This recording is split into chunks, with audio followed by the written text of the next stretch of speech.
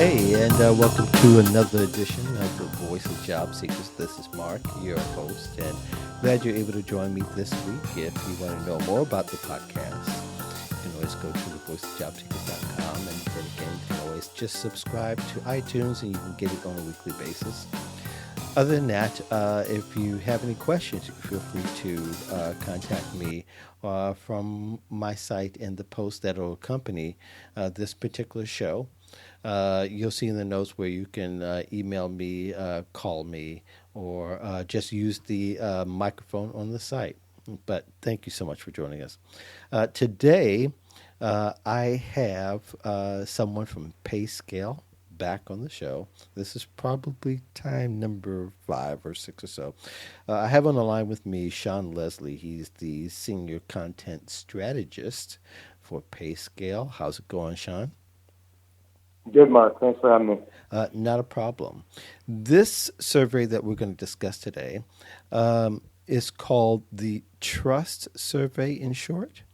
And Sean, if you don't mind, give us a little summary of what kind of survey we're looking at today. Sure. So over the course of a couple months, we surveyed about 55,000 users of the Payscale website and asked them, in addition to questions about their job satisfaction and their salary and that kind of thing, which we always ask, we also asked them to complete a sentence that started with "My manager trusts me too," and then they had to choose one of the following phrases: that's act and make decisions on my own, act that advice at once, make recommendations, ask what to do, or do nothing without being told what to do. And it's basically just we're getting a sense of what kind of okay. So basically, the question is to gauge how much trust their manager has in the employee. And as far as being able to make decisions and act and take actions without manager input, and then we compared that with things like job satisfaction and salary and the likelihood that employees are going to be looking for another job. So really, how does the genesis of this is so unique to be able to look at trust, at least from a scope that's very narrow, surprisingly, because you can probably go on forever to kind of gauge what kind of trust there is. What kind of motivated this kind of study, and especially to include race in it? Well, we're always trying to think up new studies we can do using our data. We have, the largest compilation of data profiles, salary profiles in the world. Mm-hmm. And we have people coming to our site every day, thousands of people who take the survey, and so we can see, or we gain a lot of data that way. But we're always trying to think of new ways and interesting ways we can or new questions we can ask our site users. And this one actually came from, we've been having a leadership training here at Payscale, and one of the questions, or one of the theories we learned in this training was about the Onken freedom scale. William Onken is a scientist who specializes in this kind of work, and he mm-hmm. has a scale which asks exactly these questions: act and make decisions on my own, all the way through do nothing without being told what to do. And so we just thought it would be interesting to see if there's a relationship between the amount of trust a manager puts in an employee, or the amount of trust an employee feels from a manager, and how that impacts all aspects of their job. Right. And interesting enough, this survey was taken by more than 54,000 people. Is that correct? That's right. All right. So it's a pretty good sample size of respondents that you received. Yeah. Yeah. So it was good. It was between. Oh, sorry. Go ahead. No. Well, I was just. I'm always impressed. It's not as large as the ones that talk about salary. The one that mm-hmm. kind of, but it's a small but still significant size to talk about trust, which I think it's a conversation that is kind of needed to have. Absolutely. Yeah, and I think as well. I like the leadership aspect of it, and I think that is very significant because I think having been a former manager in a large association, you always kind of wonder how to gain the trust of the people you work with. Here, it's not so much of a how to, is according to just how well do you do in earning that trust. Yeah, exactly. As you said, trust is a crucial element to business success when you're working with people. It's important to work with people you trust in order to be able to hand off things or projects to you need to make sure they get done. And if you can trust your employees and your colleagues, then that will put you all on the same page and hopefully spearhead the way to business success.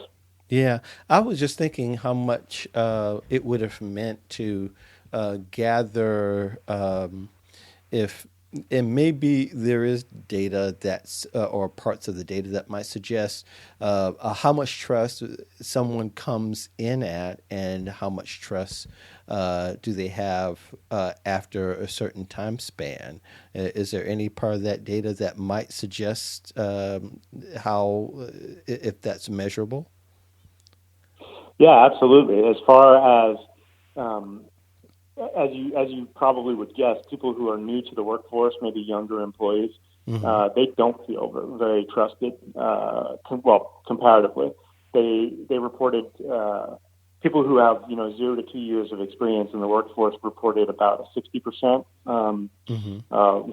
level of being able to do what they think is right without instruction from their manager. And then by the time you've had a decade in your career or so, that trust jumps through the roof, and you're getting near the high 70s. I mean, that kind of is what we expected. That's more or less what we expected. Younger employees don't feel as trusted because they don't have the experience or the knowledge or even the maybe the confidence to make decisions on their own. And older employees or employees who've been working for a longer amount of time do. And that just comes with time, I think, as you suggested. Right.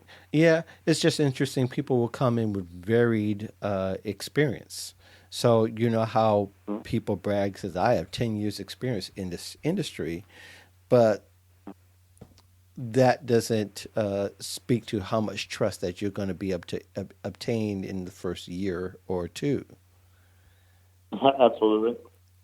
Yeah, I just find it I guess it kind of struck a chord with me because I think people take pride in how much time they spent in the industry, and I don't know that has something to do with the learning curve or the someone's ability to learn a new task or a new system or a new process or maybe an entirely new job. It doesn't matter how long they've been on the market. Can you grasp the way that I'm teaching you versus the way that you learn? Absolutely. I think you're exactly right. I think tenure is not an indicator of success, but it's according to our data in this survey, it's certainly an indicator of the amount of trust these employees feel from their Mm-hmm. management. Right.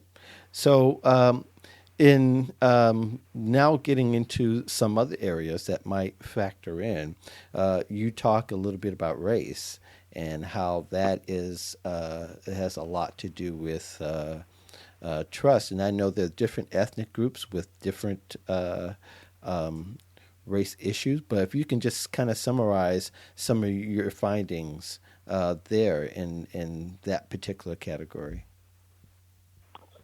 Sure. So as you said, we asked our survey respondents to report their race or ethnicity if they felt comfortable doing so. And we found that white employees felt the most trust in general from their managers. They reported about 73%. Mm-hmm. And they're up there with American Indians at 72%, Black workers reported about 68%, followed by Hispanic workers at about 64%. And then this was interesting to me and not something I expected, although I didn't really anticipate it beforehand.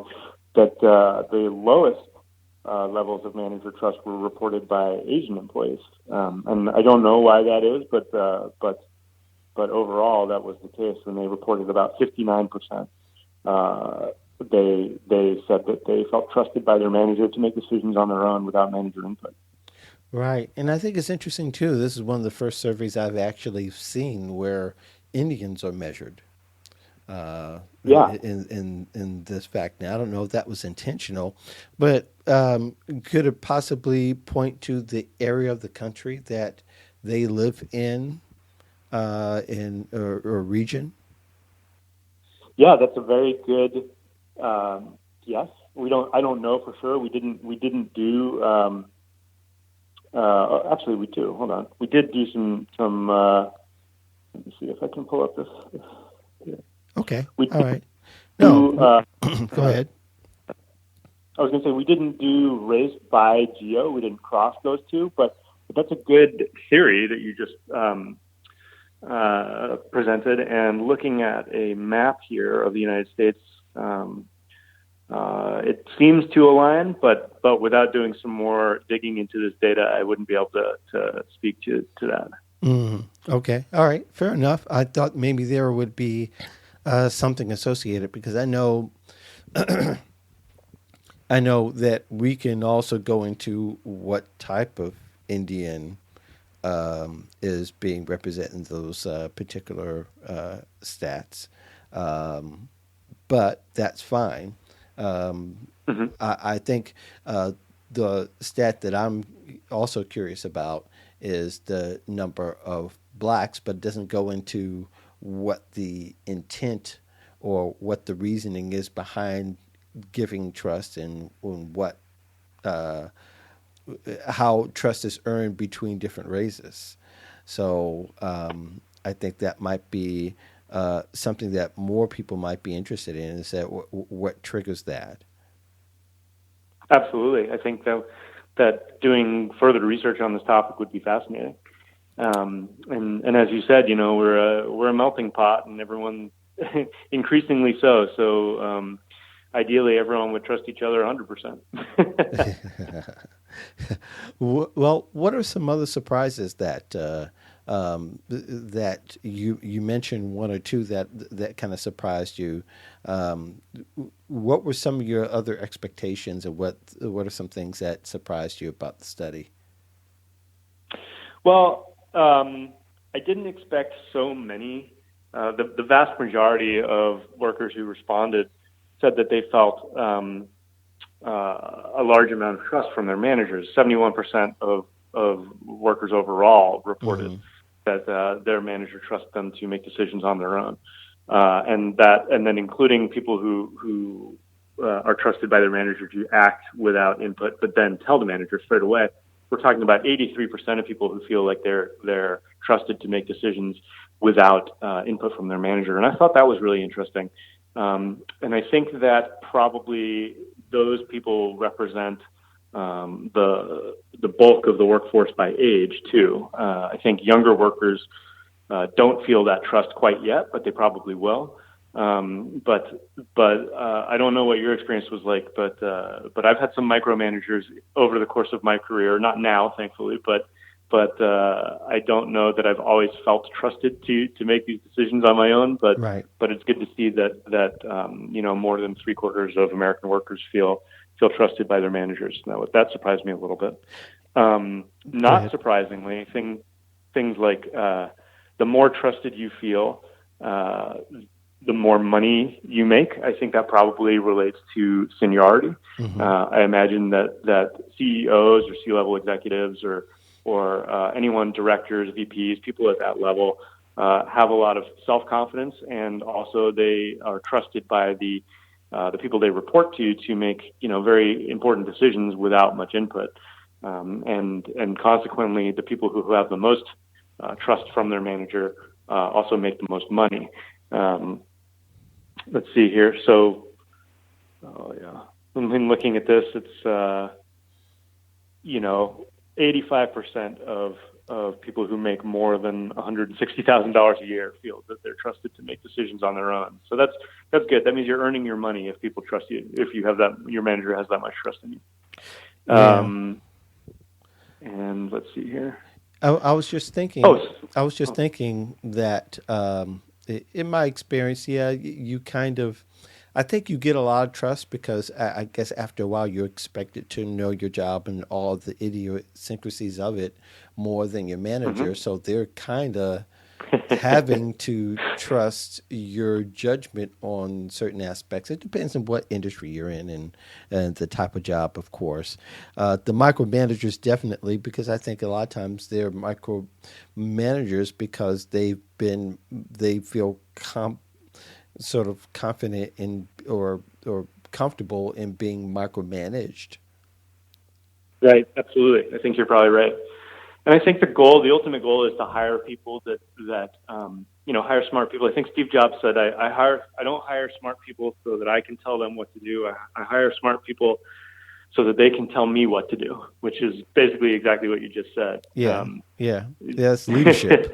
That's exactly. ultimately feeling confident more in your leadership and your ability to develop people, and perhaps in developing people quickly rather than just giving over the keys to the car without understanding how much confidence and investment of time that's already been invested in that person. Yeah, absolutely. Yeah. Anything else that might be surprising as we begin to wrap up? Or anything that might be significant, especially as it relates to pay.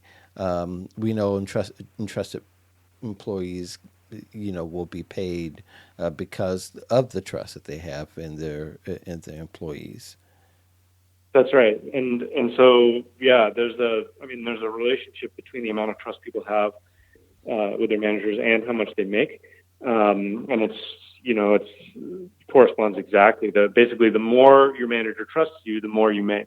And that totally makes sense because as we were just saying, if employees require a lot of hand holding or being told what to do, then they're probably not as valuable as people who are maybe a little more seasoned and their manager has confidence in their abilities and their likelihood that they'll make the right decision. So there's a direct correlation according to our data between that amount of trust and salary. Other things that I thought were interesting in the data were people who don't feel trusted are rather dissatisfied in their jobs, while people who can make decisions on their own and have that manager trust feel very satisfied in their jobs. And that also sort of leans or relates to people who are seeking a new job because they don't feel trusted at work. And if people don't feel like their manager don't feel like their manager trusts them and they don't have that freedom to make decisions for themselves, then more than 3/4 of them are likely to be seeking a new job. So it would behoove managers and companies everywhere to build that trust if they want to hang on to their employees. Yeah, and so as you begin to you begin to study salary a little bit more, will trust be a much bigger factor that should be paid attention to as it relates to how much someone is paid in the future, and perhaps some of that could even be broken out by race and experience? Yeah, I think so. I think like we said at the start of our conversation, trust is crucial, and having faith in the people you work with or the people that work for you is crucial. So I think that it will totally relate to salary in the future. I don't know how we'll work it into our data or if we will, but it's certainly something to consider when it comes to salary. Okay, great. Well, Sean, thank you so much for joining us here on the Voice of Job Seekers. I really appreciate you cutting out a little time. I know you got to continue on with your day, but I do appreciate you guys always cutting out time for me to go into some of the surveys, very interesting surveys that you guys happen to facilitate. Again, the large sample size that you get, it makes it pretty significant and makes it interesting to kind of delve into. Thanks, Mark. It's been a pleasure. We have one coming out this Friday, which is all about the job people who think that their jobs may make the world worse, and that's a much bigger sample size and also pretty interesting. And we're kind of putting a Halloween spin on it, so Sure. we're going to have some fun with that one. Okay. Well, people can always go to payscale.com for any of the surveys that you all facilitate. You can believe that, again, you have the largest salary database in the world, and you can see how all these small studies have a lot to do with the large one that you guys usually do at the beginning of the year. Or the end of the year, depending upon when you release it. But I'm definitely looking forward to the conversation about that. In the meantime, for those of you who are listening, thank you very much for coming back and tuning in to the Voice of Job Seekers. Feel free to reach me by email, mark at thevoiceofjobseekers.com, or you can call me at 708-365-9822. You can also text me at that number as well. My Twitter handle is at Mark A. Dyson, for those of you who are on Twitter or wish to go there. Or just go to the Voice of Job Seekers. You can press the speak pipe button on the right that's in red, and you can leave a message there, a question, or any kind of query you'd like about the present or past shows. In the meantime, thanks very much, and we will talk to you soon. Just to let you know that because of the heightened awareness of the election year and election day, I won't be publishing a show that week, nor will I be publishing a show on Thanksgiving. So you can kind of plan that accordingly and expect for a show not to be in your feed.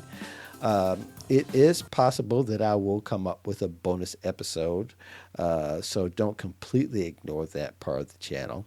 But nevertheless, again, no show on election week and no show on Thanksgiving week. And thank you again. We'll see you next week for sure.